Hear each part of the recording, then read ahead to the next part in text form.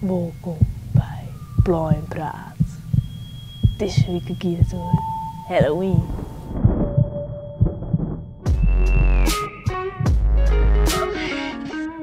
Bij Halloween jet het zelfs dat die verkleist. Dus ik heb hem op Instagram vragen waar ik mij als verklaaien mag. Optie 1 is een prinses. Optie 2 is de tiger. En de laatste is de banaan. En je hebt gekozen. En het pakketje is binnen. Dus we gaan het even uitpakken.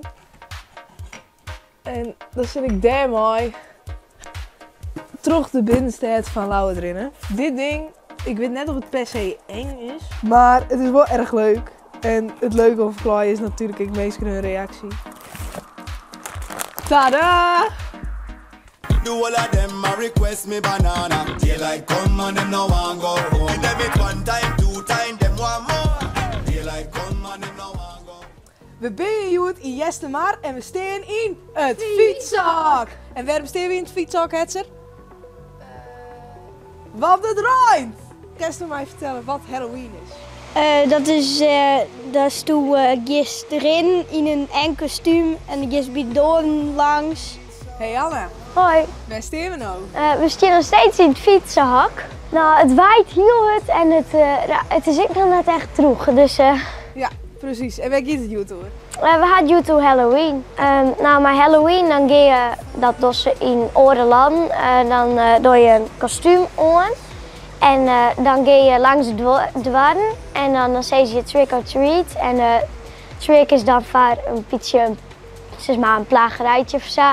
En dan treat is snoep. The whole of them a request me banana. Daylight Ja, klopt. them no want go home. Give them it Goed. time, two time, them want more.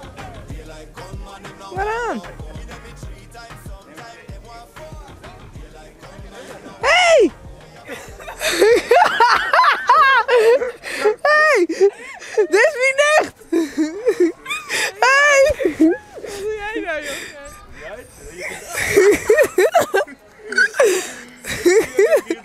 Ik dacht, wat is dit voor idioot, jongen? Ik wil het gewoon. Ik ben hier nou mooi. Jim en Jan. En wij willen? In het fietsenhak.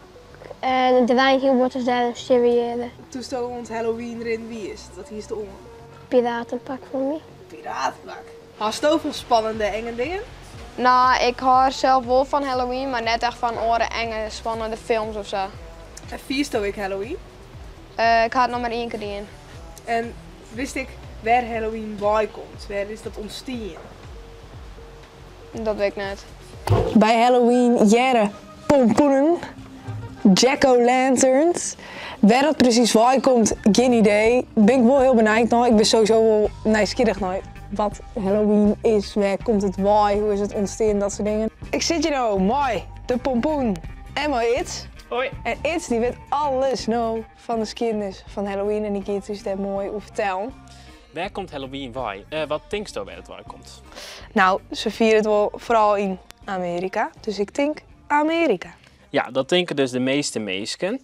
Maar eigenlijk komt Halloween uit Europa.